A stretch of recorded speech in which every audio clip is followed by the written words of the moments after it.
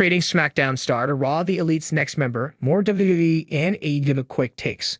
The WWE landscape continues to shift even weeks removed from the 2024 draft, as one specific SmackDown superstar could be on the move to Monday nights. Despite landing on the blue brand in the recent roster shakeup, this clearly directionless individual teased talking to SmackDown general manager Nick Aldis last Friday about what one can only assume involves a significant career change, something transferring to Raw could potentially accomplish. The Elite are also in the midst of a metamorphosis of their own at the moment in AEW.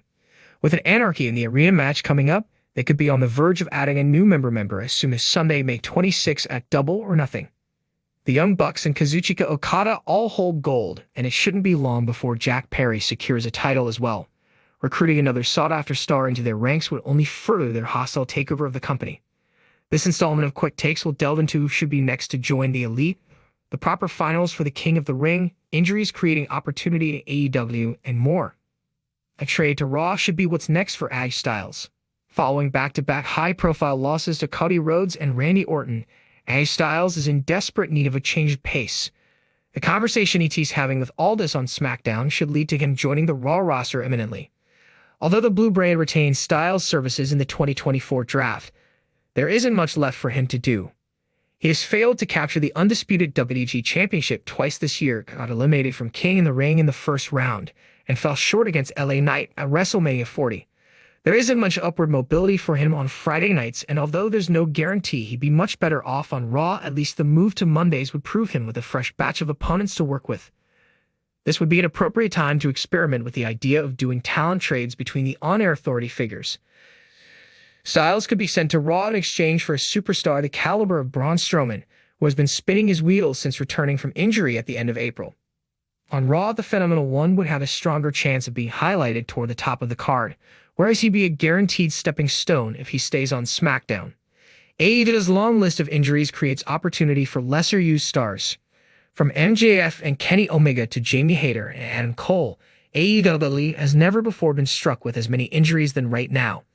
Even with Darby Allin returning sooner than expected on the May 15 edition of Dynamite, there is still a laundry list of stars out injured at the moment, and the absence of so many notable names has undoubtedly hindered the weekly product.